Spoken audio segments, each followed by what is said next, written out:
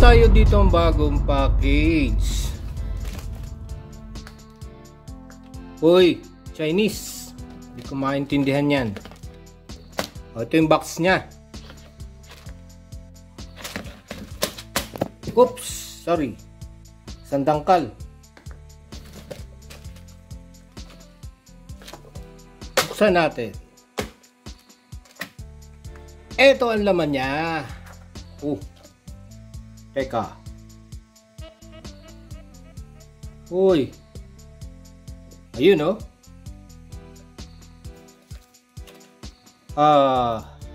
Mga kapasitor. 0.1 microfarad 50 volts.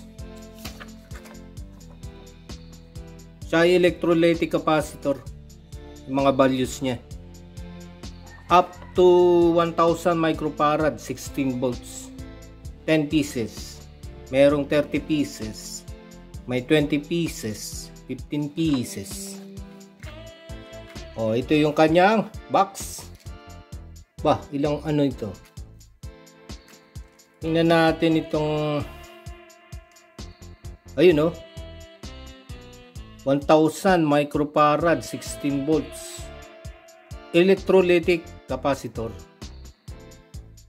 Diba? Chong bit. Positive yung mahaba, negative yung maiksi. Yun, negative 16 volts, 1000 microfarad.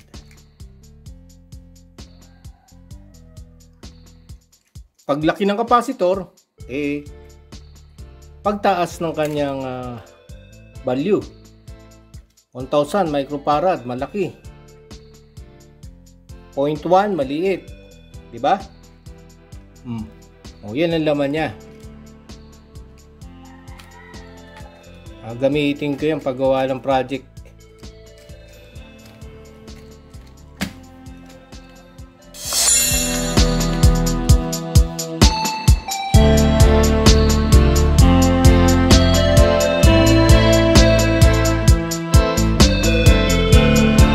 Gagamitan natin ng component tester.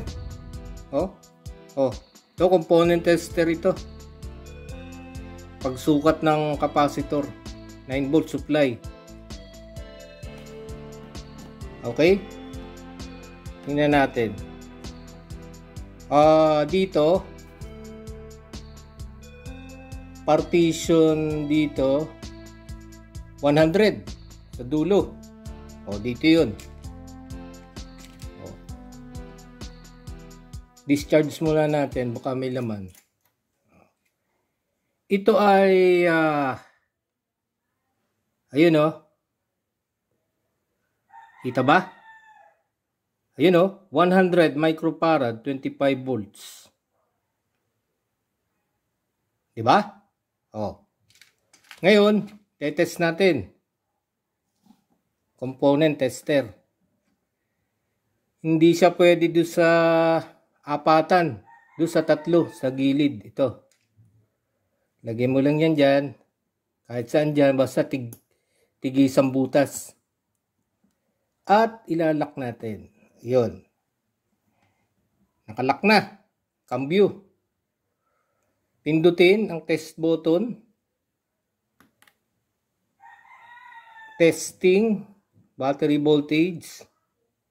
8.3. Ayun, 96.28 microfarad. Yung symbol niya, capacitor. Pero hindi ganyan ang electrolytic symbol. Pero yan ang capacitor symbol niya. 1 and 3 pin. So nakasaksak siya sa 1 at saka sa 3 na butas. ESR, 0.36 ohms. Ano ba yung ESR na yon? Effective Series Resistance. May resistance ang capacitor. Nag-auto shutdown. Ayan testing. May effective na series resistance ang capacitor. Voltage loss, 1.4%. Wala tayo dyan. Itong value, malapit sa 100 microfarad. Diba? 1 and 3. Kaya 1 and 3 yan. 1 and 3 na butas yung ginamit. Diba? 100 microfarad, ang basa dito, 95.64 microfarad. May ano rin, hindi siya exact value. May ano rin eh. Tolerance. Tanggalin ang lock. Tanggalin. Balik.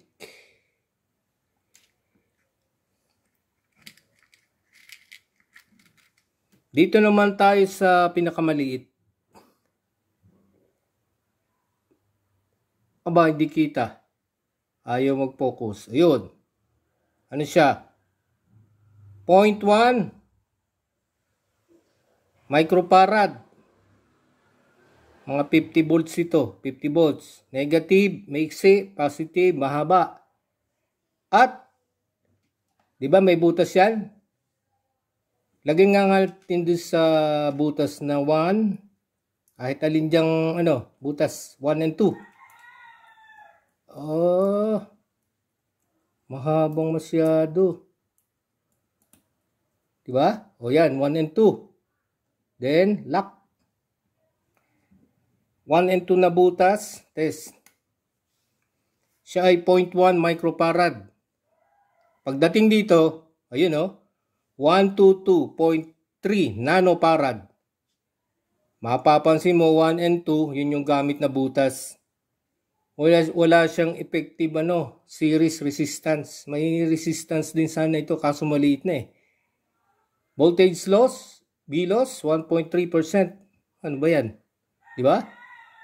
122.3 nanofarad.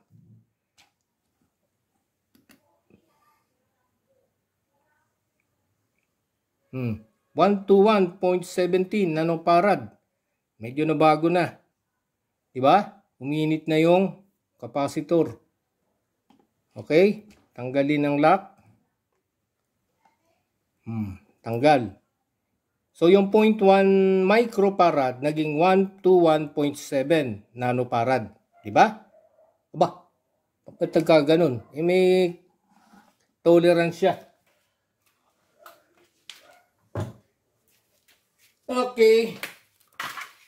Okay.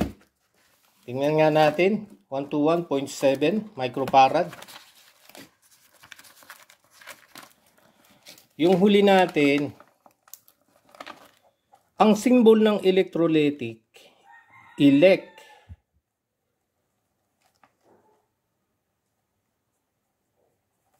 electrolytic capacitor. Ang symbol niya ganito, positive, negative. Doon sa tester natin, hindi ganyan ang symbol, pero yan ang standard na symbol. Electronic symbol. Positive, negative. Diba?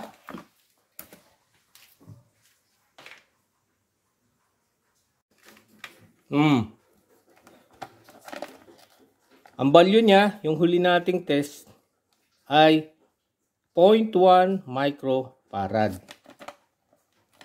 0.1 microfarad equal to 0.1 times 10 to the negative 6 farad. Nakuha nating value. Itong new value, Cn, new value, which is 122, around mga 121, 122. Sabihin natin 121.7 nanofarad. Sabihin natin ganyan, 121.7 nanofarad. Pag kinonvert mo yan sa microfarad, ganito yan 121.7 yung nano times 10 to the negative 9 farad. Times 10 to the negative 9 yan ang nano. Yung isa micro. Micro. Micro, Greek letter, nano. Micro, 1 times 10 to the negative 6. Nano, 1 times 10 to the negative 9. Diba? Oh. Kung siya ay i-convert mo sa micro, magiging ano yan?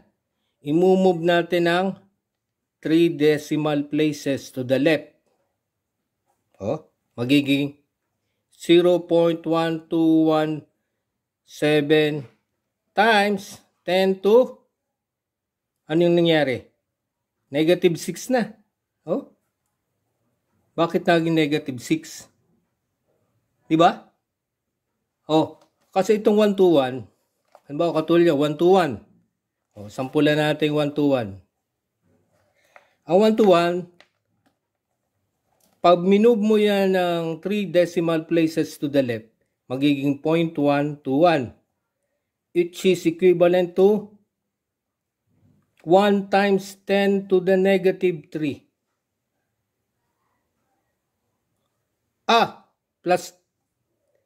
Plus 3 pala. 1 times 10 to the 3. Diba? So siya ay 0.121 times 10 to the 3. Ganyan yan.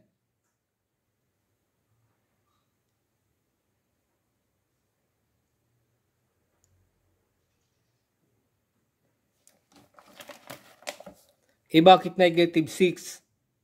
Kasi nung nag-move tayo dito, magiging ano yun 1.121 times 10 to the 3. And then, meron pang times 10 to the negative 9. Diba? Farad. Yung exponent niya, 3 and 9. Magmaminus ngayon yung exponent niya, kaya magiging 0.121 times 10, parehas ng base, 10, negative 9 minus 3, 6. Negative 6. Farad. Di ba yung 10 times 10 to the negative 6, micro na yan? Micro. Tama. Medyo tama. Kasi yung value ng capacitor, 0.1. Yung actual, 0.121 times 10 to the negative 6 farad. 0.1. Rounding off. Microfarad times 10 to the negative 6. Diba?